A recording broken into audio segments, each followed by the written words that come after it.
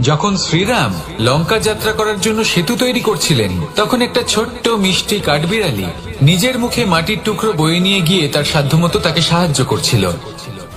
শ্রীরাম দেখলেন এবং বললেন যে ও তো সবার মনোবল বৃদ্ধি করছে, সবাইকে প্রেরিত করছে। ও বলল যে আমি এত ছোট হয়েও যদি এই কাজ করতে পারি, তাহলে আপনারা সবাই কেন পারবেন না? এটাই হলো সেই সকলের মাহাত্ম্য, যারা জয় জয়কার করেন, অনুপ্রেরিত করেন, সাহস যোগান।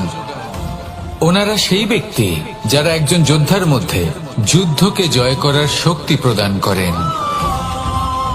আসুন আমার সাথে ভালোবেসে বলুন, রাধা রাধা।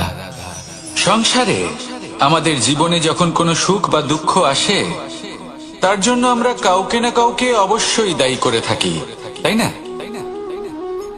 এই ব্যক্তি আমাদের সাথে এরকম কাজ করেছেন, তাই আমার সাথে এমন হলো।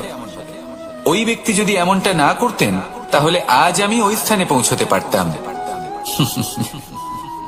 সবই আপনার দৃষ্টিভঙ্গির উপর নির্ভরশীল, আর যদি আপনার দৃষ্টিভঙ্গি এমন হয়, তাহলে তা অনুচিত। সত্যি কথা বলতে, এই সংসারে ভিন্ন ভিন্ন ধরনের মানুষ আছে।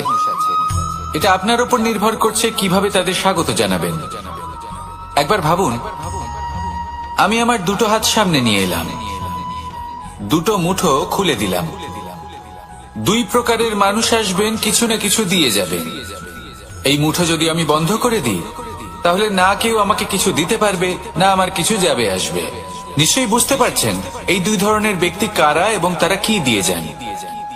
আমি যদি নিজের মুঠো খুলে দিই, তাহলে কিছু ভালো মানুষ আসবেন, আমাকে আনন্দ, সন্তুষ্টি, জ্ঞান প্রদান করে যাবেন, ভালো অভিজ্ঞতা দিয়ে যাবেন। কোনো খারাপ ব্যক্তি যদি আসেন, তাহলে তিনিও খারাপ অভিজ্ঞতা দেবেন, যার থেকে আমি শিক্ষা লাভ করব। এই সব কিছু আমি লাভ করতে পারি।